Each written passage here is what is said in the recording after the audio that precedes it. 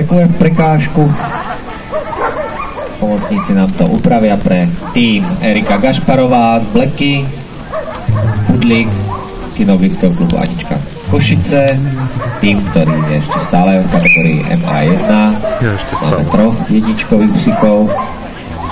Po ňom sa pripraví Anna Žilavá, potom začnú dvojkoví psíkovia Edina Furmanová, Dada Bednáriková, Dominika Kočišová a tak ďalej. Tak tu máme odmetnutie poslušnosti na skoku ďaleko.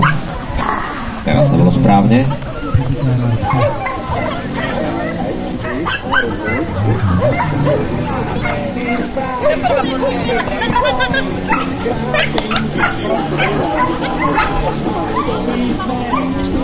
Takže chybička a odmietnutie. Chybička bola pravdepodobne za dotyk. Odmietnutie bola nábeh do slalomu. Tam bola ďalšia chyba v slalome.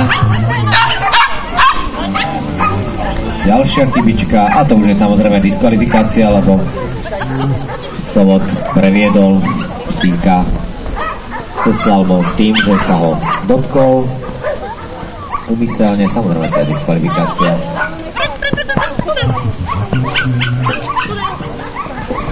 Agility sú takéto dotyky medzi Sovotom a psíkom penalizované diskvalifikáciou.